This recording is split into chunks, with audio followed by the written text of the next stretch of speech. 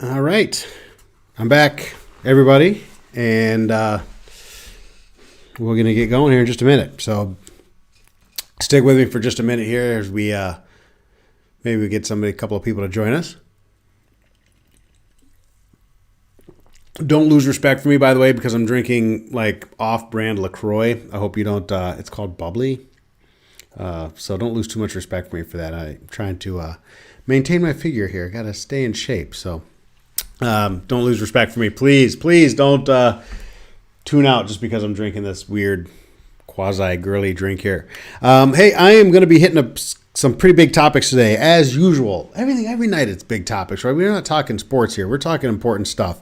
And today is no exception. We're going to talk about why Joe Jorgensen is a great choice and why we have to battle the fear factor and cast that vote, and why you can't let the political loyalists on the left and right make you feel guilty for exercising your right to vote for somebody that you actually believe in, instead of voting for a senile 70-year-old with a questionable history with women. And quite frankly, I know that you don't know which candidate I'm talking about. I think that speaks volumes.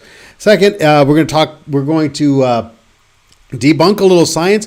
I wouldn't say we're going to debunk science because I'm no scientist here, but I am going to say that we can point to some pretty obvious signs that when people say listen to the science, there's some pretty sketchy partisan nonsense going on when it comes to the science and what the experts are saying. And at the same time, we're going to prove ridiculous levels of media bias. And then we're going to talk about Biden versus Trump when it comes to violent protests. So I hope you stick around for all three of those topics. I've got it all lined up here. I've really dialed in my technology, and I've taken it upon myself to log in early and hook everything up to make sure that you guys are not suffering through me trying to figure out why my technology is not working ever again. So I hope you're along for the ride here, and we will get started right away. Let's flip over here, and we're going to pull up a source, and you guys are going to love this. Depending on your age, you're going to love this anyway. It is called The Millennial Source. And it is, will Joe Jorgensen and the Libertarian Party hand the 2020 election to Trump? This is classic left-right fear-mongering. Obviously, this is the left fear-mongering away. Oh, my God, are they going to hand the election to Trump? So we already know which way that this particular publication leans. And the big concern, of course, is the involvement of a third-party candidate going to steal away an election that would rightfully be Joe Biden's. Well, let's take a look. The United States is dominated by two political parties, leaving little room for the hopes of third-party candidates. With the Republican and Democrat nominees for the 2020 election essentially set, much of the focus is turned to the race between Donald Trump and Joe Biden. While the Libertarian Party is unlikely to supplant a Republican or Democrat in the White House, taking even a small percentage of voters from key states in a tight race can have a dramatic impact, as past elections show us. Ooh, the drama. What do libertarians believe? The Libertarian Party was founded during the Nixon administration in 1971. It came about as the result of anxiety stemming from a compulsory draft that required men to enlist to fight in the Vietnam War and the decoupling of the U.S. dollar from the nation's gold supply, a policy known as the gold standard. With a heavy focus on individual rights, the Libertarian Party features a wide range of members, from doctors and lawyers to men who wear rubber boots on their heads and promise a free pony to all. And if you guys aren't familiar with the man with the rubber boot on his head, who does in fact promise a free pony to all, who was an actual contender for the presidential nomination from the Libertarian Party, you may want to look up a gentleman named Vermin Supreme. Keep in mind, he is a character. It's a lot of fun, but most people in the Libertarian Party, while he's an intelligent, well-spoken individual, don't take him seriously, but it's definitely good for a laugh. So it's Vermin Supreme. You might want to check him out. The Libertarian Party is perhaps the most diverse party in terms of perspective and ideals. As their name suggests, the Libertarian Party is rooted in individual freedoms, limited government, and strict adherence to the Constitution. Perish the thought that an incredibly diverse party that adheres to the Constitution and believes in individual freedoms should happen to steal away some votes from the two-party duopoly. Can you imagine anything worse for the United States of America?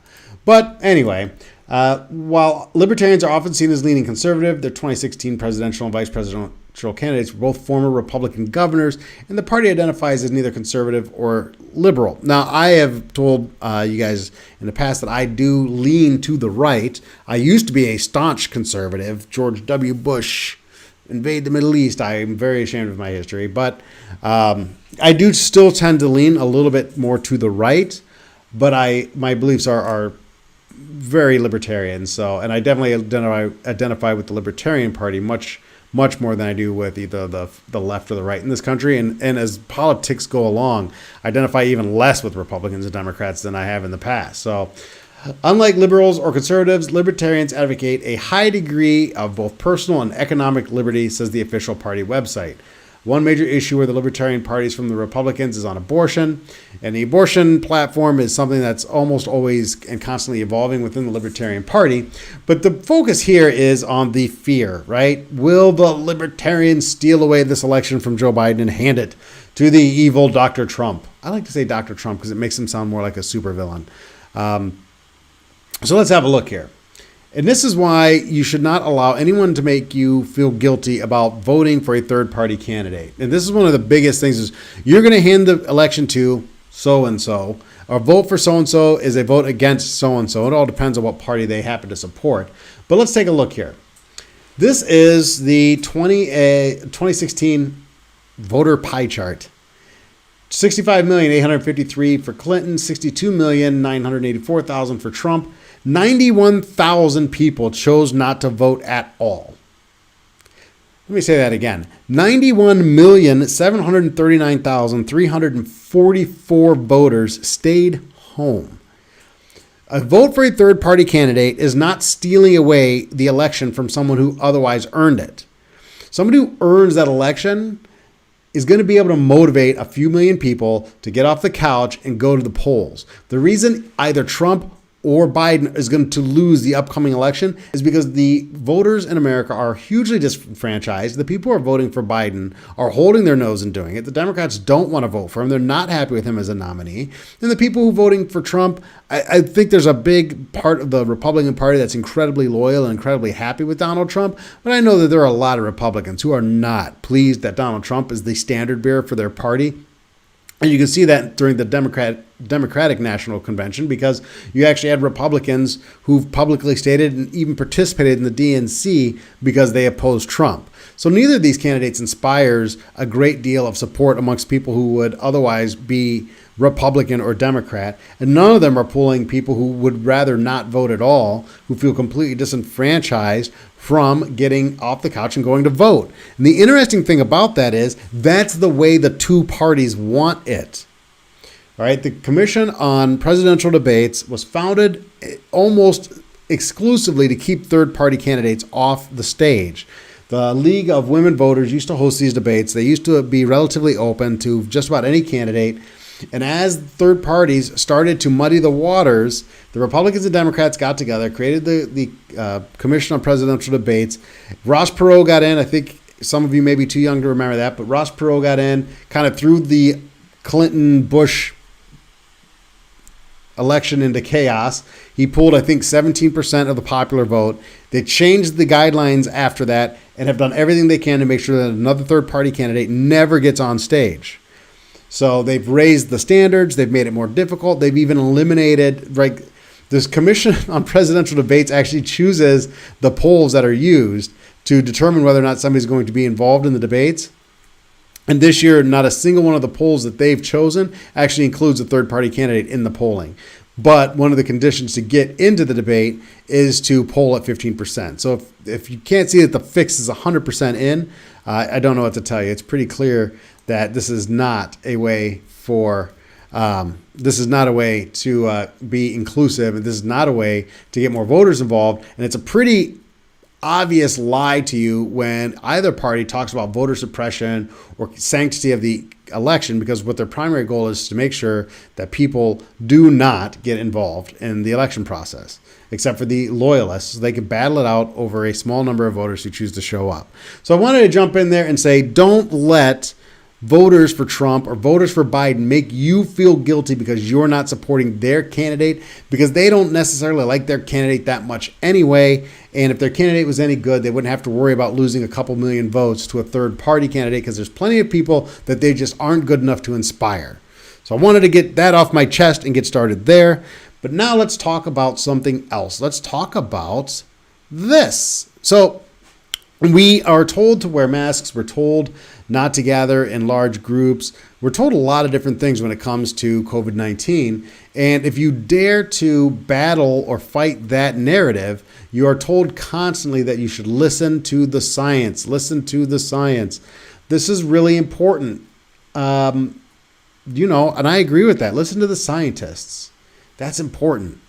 None of us, I'm not an epidemiologist or virologist. We should be able to look to the scientific entities in this country, and we should be able to, trust what they're telling us in an unbiased and scientific manner, right? Let's take a look if that is accurate. So I'm going to bring this up here, and I think that a lot of you know where I'm going to go with this. As I scroll through, I'm not pulling up any actual stories. I'm just going to kind of scroll through here. Daily chart, Black Lives Matter protests did not cause an uptick. That's from The Economist. NBC News, Black Lives Matter protests haven't led to a COVID-19 spikes. Black Lives Matter protests, a COVID-19 outbreak, and the link that didn't exist, it says down here. Black Lives Matter have not led to a spike in coronavirus cases, research says. So just kind of a constant, Black Lives Matter protests. And I think we've seen this before. That we've seen pretty confident. It's okay to go out there and be a Black Lives Matter protester, fight the man, fist in the sky, perfectly safe, not causing a spike, not causing any issues. Just remember that when you can't sit at a table next to somebody else in a restaurant. Remember that when your local restaurant goes out of business because they have to be open at half capacity. But more interestingly, let's talk about a little media bias and how much we should really be trusting both the media and the science with this. Trump rally hands scientists a test case for super spreader. Trump rally may cause super spreader event. Trump's Tulsa rally stirs fear of COVID-19 super spread event. A super spread event, by the way, is the Trump's rally drew people from dozens of virus hotspots. Some in Portsmouth, New Hampshire fear Trump rally will bring the super spreader and here, I've been referring to it as the super spreader in chief is coming. Donald Trump aspiring super spreader. How risky is it to attend a Trump campaign rally? Trump's Phoenix rally has makings of a super spreader event. All right, let me go back. Just in case you missed it. Black Lives Matter protests did not cause an uptick. This is thousands of people crammed in the streets, shoulder to shoulder, shouting, screaming, yelling. No worries. This did not cause an uptick. Everything's perfectly fine. Black Lives Matter protests haven't led to COVID-19 spikes. Trump, super spreader in chief. Bum, bum, bum. The fear. Where is the, come on. What really bothers me about this is how confident they are that nobody's going to call them on this. No, that's not even accurate. It's not that they don't care that nobody's going to call them on it. They know they're going to get called on it. They get called on it all the time. What blows my mind, what is a true failure of American politics, as the thumbnail says, what is a true failure of American politics is the fact that they know that even when they get called out on it, and even when it is super obvious, it's not going to change anybody's mind. I'm a liberal. I believe in masks. Follow the science. It's okay to be in a Black Lives Matter protest, and Trump's rallies are dangerous. You're just going to believe that. You're going to believe that because of your political ideology. And I get more angry, honestly, at people on the left than people on the right when it comes to this kind of a ridiculous bias, because you people on the left are the party of science. Remember? Climate change, you're the party of science. How can these two things be simultaneously true? How can it be necessary for me to wear a cloth mask in public so I don't spread this disease when I am social distancing? I have no cough. I show no symptoms of this disease. I'm not sneezing, coughing. I'm not doing anything that would cause it to spread. But I need to wear a cloth mask to keep people safe. And if I'm a business owner, or if I own a restaurant, I got to close half of my tables. And we had to shut down the entire economy and put tens of millions of people out of work because this thing is so dangerous. And then they're going to sit here and say these Black Lives Matter protests are perfectly fine, perfectly safe, but the Trump campaigns, the Trump rallies are super spreader events, and you're going to eat it up. because it suits your political ideology. That's what bothers me. That's what gets me spun up. And see, I started this whole thing out so light and so happy, and now I'm all spun up, and I do it to myself. Well, I know it's going to happen when I get in here. If this doesn't show you the bias, that the system is fundamentally broken, if you want to talk about a reason to vote for a third-party candidate, you want to talk, and I don't care. Look, I'm libertarian. I'd love to see Dr. Jorgensen win this election. I'd love to see, at the minimum, the Libertarian candidate get 15% of the vote. I'd love to see that. Vote Green if you're a lefty. Go vote for the Green Party candidate. We can't keep supporting this duopoly. We can't keep allowing ourselves to be so divided that we're defending this kind of obvious, disgusting bias, particularly when it comes to science. These scientists, CDC, you'd open up every one of these links, and it's going to tell you that the CDC, the WHO is saying that these things are okay. That's where the information is coming from. Search it out, read the articles on your own. But the bottom line is that we cannot allow ourselves to be controlled, to be so dialed into our own political ideology that we can't look at this. I don't care if you are a Democrat or a Republican. You've got to be able to look at this and go, they're lying to me. And I can't trust anybody. And everything has gotten so complicated and the country is so out of whack that I just have to vote right now. And this is why I go libertarian. I have to vote for a third party because I can't trust any of the power structures controlling the country, from the media to the politicians. I can't trust any of these power structures. I've got to vote outside of that. And the reason I go libertarian is because I don't want to vote for a party that wants authority. The Green Party kind of, they're more to the left. They want more government involvement in day-to-day lives and on a lot of different matters. I feel like we've got to vote for a party that kind of wants to deconstruct some of these power structures and disperse this authority back to the states, because this has gotten completely out of hand, completely biased, completely ideologically locked in to the point where it's impossible to tell the truth from the lies anymore. So that's really where I'm at on this. And that's really where, like, when I pulled these stories up today, it just blew my mind, because how can this be? How can this be okay? And how can anybody think that this is right? So I definitely wanted to hit on that. And I don't know, I hope you guys will agree with it to some extent. But I also want to talk about an interesting little thing that's popped up here. Now, we know that the country has just been riddled with protests and violence. We've lost lives now with the Kyle Rittenhouse shootings, with what seemed almost like a retaliatory shooting of a right-wing protester now in Portland after a Trump rally or Trump supporting parade, Blue Lives Matter type went through there.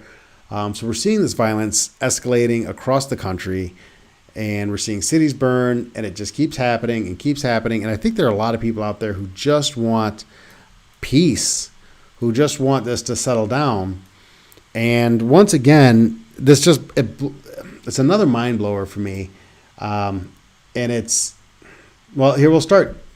Let me see, where do we start here? I got a couple of different stories on this. So let's start at the beginning. We're going to do this let's do this in chronological order. So we'll pull this up. Remarks by President Trump on Operation Legend, combating violent crime in American cities. This is on July 22nd, 2020. And this is essentially Donald Trump's statements on Operation Legend. As some of you remember, this is his operation to deploy federal law enforcement into major cities that are experiencing spikes in violence. So the president, a great honor to be with you today, and being here is a really important moment. Try not to hear this in Donald Trump's voice, but if you do, yeah, I'm sure it'll cause a little grin. As far as I'm concerned, my first duty as president is to protect the American people, and today I'm taking action to fulfill that sacred obligation. In recent weeks, there has been a radical movement to defund, dismantle, and dissolve our police departments. Extreme politicians have joined this anti-police crusade and relentlessly vilified our law enforcement heroes. To look at it from any standpoint, the effort to shut down policing in their own communities has led to shocking explosions of shootings, killings, murders, and heinous crimes of violence. This bloodshed must end. This bloodshed will end. Today, I'm announcing a surge of federal law enforcement into American communities plagued by violent crime. We will work every single day to restore public safety, protect our nation's children, and bring violent perpetrators to justice. We've been doing it, and you've been seeing what's happening all around the country. We've just started this process, and frankly, we have no choice but to get involved. With us today is Attorney General Bill Barr. Thank you, Bill, very much. Acting DHS Secretary Chad Wolf. We're pleased to be joined by Americans who have tragically lost their loved ones to recent violence. Each of you, please know that America grieves with you, that we pledge to honor the memory of your cherished loved ones by fighting to bring safety to every single community. We'll bring that safety, you will see. We'll bring that safety, you will see, because you can hear Donald Trump. You can see him saying it. So here's just some of the numbers he gets into. In New York City, over 300 people were shot in the last month alone, a 277% increase over the same period of a year ago. Murders this year have spiked 27% in Philadelphia and 94% in Minneapolis compared to the same period in 2019. I've been railing against Black Lives Matter because this defund the police, this anti-policing is killing people. And you know who the vulnerable people are who are being killed by this increase in violence because of softer policing, because of the police pulling back, and quite frankly, from police leaving and those positions not being filled. And then perhaps no citizens have suffered more from the menace of violent crime than the wonderful people of Chicago, a city I know very well. At least 414 people have been murdered in the city this year, a 50% increase over last year. More than 1,900 people have been shot. This is Donald Trump on July 22nd talking about the violence. He also does discuss some of the rioting and the protesting and things of that nature. So obviously on July 22nd, he's already talking about ramping things up, getting federal troops into these cities, so on and so forth, just kind of settle some of this violence down. And then let's see here, what's next. So here, this is August 28th. Hold on, let me see if I got this in the right order. No. All right, so we'll go here and then we'll see what the next one. Stay away, Portland Mayor. No, this is the one I want next. No, that's not the one I want next. All right. See what I'm doing here? Stay away. Portland mayor denies Trump offer of federal aid to prevent violent protests. This is on August 28th, so a month later. The mayor of Portland, Oregon, denied an offer of federal assistance to handle protests in his city amid sprouting violence across the country. Portland Mayor Ted Wheeler declined an offer from President Trump to prevent criminal activity amid lingering protests on police brutality and racial issues. Yet again, you said you offered to aid Portland by sending in federal law enforcement to our city. On behalf of the city of Portland, no thanks, Wheeler wrote in a letter on Friday. We don't need your politics of division and demagoguery. Portlanders are onto you. We have already seen your reckless disregard for human life and your bumbling response to the COVID pandemic, and we know you've reached the conclusion that the images of violence or vandalism are your only ticket to re-election. In Portland, we are focused on coming together as a community to solve the serious challenges we face due to systemic racism, a global pandemic, and an economic recession. Stay away, please, he continued. This is the mayor of Portland. Now, that's in response to Trump. This is directly in response to the riots and Trump's attempt to address the rioting. Let's see here. This is in direct response to Trump's attempt to respond to the rioting. And the interesting thing here, and this is what kills me, this is where I get like, it's mind-blowing to me, some of this stuff. And let's see here, Biden. I lost the story, so give me a second, I'll pull it right back up. Biden.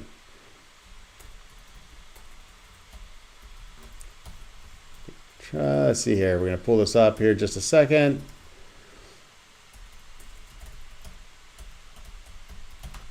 All right, let me pull this story up here. So this is great. And this is from USA Today. Let me bring this over here. Biden condemns. Oh, that's a beautiful ad. Let's just scroll right past that. All right. Biden condemns violence on the left or the right and challenges Trump to do the same. August 31st. So let me timeline this for you. On July 22nd, Operation Legend was announced by Donald Trump to help quell the violence in major cities. On August 28th, the mayor of Portland told Trump no thank you to getting additional federal agents in the city to help stop the violence and unrest in Portland. And now we have a few days later, Sleepy Joe comes out of his basement, condemns the violence, and challenges Trump to do the same. And let me tell you something. This goes back to where I started this whole thing. Let me tell you something. Democrats are going to eat this crap right up. There's going to be a fundamental belief amongst Democrats that Trump has not done anything, that he's let this violence run rampant, and Democrats are going to do everything they can to hang this violence around Donald Trump's neck as if he's responsible for it. Now, look, you can say whatever you want about Donald Trump, but to say that these protests, the violence in particular from these protests, is Donald Trump's fault is ridiculous. Remember, Lori Lightfoot did the exact same thing, telling him that, no, absolutely not. We don't want federal troops in our city. We can handle this ourselves. And that was right before the massive looting on Miracle Mile. So these Democrat mayors and Democrat governors have pushed back against Donald Trump's attempts to send law enforcement into their states and cities to try and help with the violence. Obviously, he's condemning it. Obviously, he wants to take positive action to stop it from happening. And it's ridiculous that Joe Biden would come out a few days later and say, nah, Trump needs to, condemn this violence. So let's get into the story. Democrat presidential nominee Joe Biden repeated his disavowal of violence after a man was fatally shot in Portland on Saturday, and he asked President Donald Trump to join him in condemning violence of all political stripes. The deadly violence we saw overnight in Portland is unacceptable, Biden said in a statement Sunday. Shooting in the streets of a great American city is unacceptable. I condemn this violence unequivocally. I condemn violence of every kind by anyone, whether on the left or the right. And I challenge Donald Trump to do the same. Do they not take Joe Biden a copy of the newspaper, at least when he's hiding out in his basement? Is he not aware of the God, doesn't he know how ridiculous this is going to make him look by anybody who bothers to do any little bit of research at all?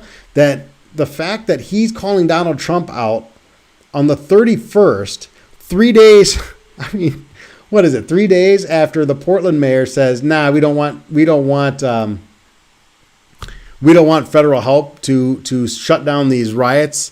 We're fine. We'll take care of it ourselves. Don't send any federal law enforcement in. And then doesn't Biden recognize that this is going to make him look ridiculous? But this goes back to my earlier point. The media is so certain that your political ideology is going to override any semblance of common sense, any semblance of your ability to look at this objectively and say, this is inaccurate. This is BS. We're being lied to. We're being misled. We're being deceived. They're so confident that your political ideology will override your own senses that they can just put this out. That's how confident they are.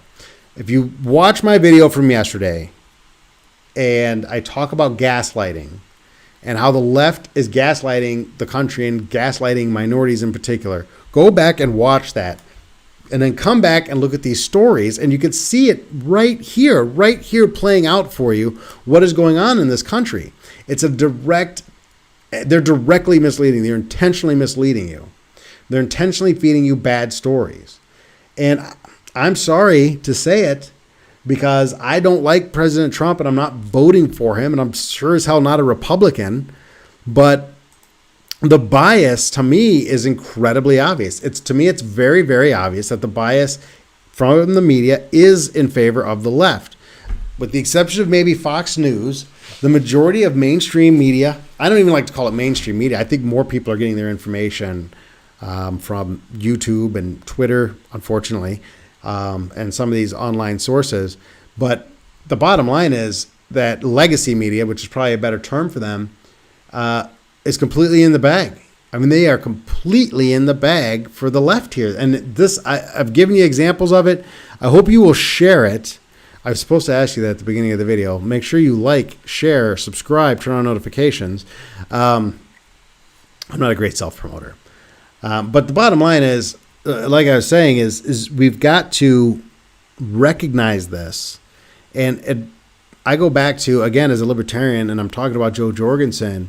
I'll tell you this, if you're a non-voter, this is it, man. This is the time for you to get off the couch and go vote for a third-party candidate. I don't care if it's green or libertarian. I'd love it to be libertarian. But if you are a non-voter and you haven't voted in a while and you weren't planning on voting in this election, you have to look at what's going on in this country because it's your country too. And I know that you're disgusted with politics, and that's why you don't vote. And I know you don't think your vote is going to make a difference, and that's why you don't vote. But I'm telling you right now, the country needs you. I mean, the country desperately needs you. You are the only ones who can break this duopoly up. You're the only ones who can break this two-party stranglehold on our electoral process, because this is the kind of nonsense that we're getting. And people are so dialed into what they believe, and they're so dialed into their political belief system that they can't even see it for what it is, even when it's right in front of them. I challenge you to share this video. Watch this video with a Democrat. And if you're a Democrat, comment. Tell me if I'm wrong. But I challenge you, if you are not a Democrat, but you have a Democrat friend, to walk through this video from the beginning where I'm talking about right out of the gate with the fear factor and who's not voting, and through the Black Lives Matter nonsense and the bad science and the bad advice and the misleading information. Walk through all of this and ask them to explain how this is okay. Ask them to explain how any of this information is accurate, or how we can trust that we're getting good information from anywhere. And then, like I said, I'm voting Libertarian because I want to vote for somebody who wants to deconstruct these power structures, because we can't trust anyone right now, and we really need to return power back to the people, back to localities, so that we can self-govern and, at least to some extent, hold our local media and our local politicians and the people who pass local laws accountable, because we have lost complete control of the federal government, and the national media can no longer be counted on to keep us informed or tell us the truth. So that's where I'm at. I wanted to get out here, as usual, kind of just go through all of this. I'm trying to provide an unbiased view on this stuff, but I swear the bias leans pretty hard to the left, I think, and I think that's why I tend to bag on the left a little bit more. But if I'm wrong, if you think I'm too biased, if you think I'm leaning too far one way and I'm kind of losing my own objectivity, call me out on it. By all means, call me out on it, because I don't want to get stuck in my own echo chamber either. I've had Democrat friends of mine recommend books. I've had Democrat friends of mine recommend documentaries. And when I get a recommendation to read something, when I get a recommendation to watch something, I read it or I watch it. I'm open to hearing new ideas, because I certainly don't think that one side has it all right. But the bias in the media right now, and the Trump derangement syndrome, I believe to be a very real thing, is blinding a lot of people to the truth of what's actually taking place in this country.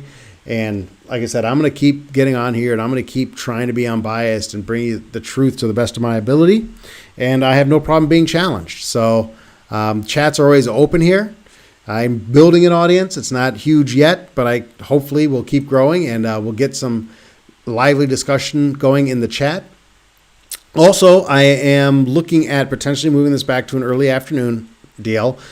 For a week, I'd done this at 3 o'clock in the afternoon. I'm looking at getting back to that instead of doing it at 7 o'clock in the evening, but we'll see how that goes. I hope you will stop by here tomorrow. Tomorrow, I'm going to be talking about positive and negative rights. This is a very important conversation that needs to be had. We all need to have a better understanding of this, because we're going to talk about healthcare. We're going to talk about housing. We're even going to talk about food and whether or not these are fundamental human rights or not. And the difference, and understanding what the difference between a positive and a negative right is. We're going to talk about woke curriculum in the public school system, in light of a lot of kids doing their learning at home, and this incredible push from people who are otherwise telling you that we need to be very cautious about COVID-19. It seems very odd to me that a lot of people, particularly on the left, are saying we need to get your kids back into these public schools. I find that a little concerning. So we're going to talk about woke curriculum. And I'm also going to go through why we need to abolish the income tax and give you the libertarian perspective on the income tax, and why we can do away with the income tax, why it should it should just become a thing of the past. So if you're a libertarian and you watch this and you have trouble having that conversation with people, certainly tune in tomorrow for that. Otherwise, if you don't understand us libertarians, both the positive and negative rights conversation and the income tax conversation might help you understand where we're coming from a little bit better. And hey, better understanding leads to more collaboration, and just a better society in general. So anyway, thanks everybody for stopping by. Didn't get quite to an hour today. You know what I really need is a co-host. I need a second person. Any volunteers? Anyway, I'm going to let this one wrap up here. I will see you guys tomorrow, same time. So keep an eye out for it. We'll see you all. Thanks for coming by.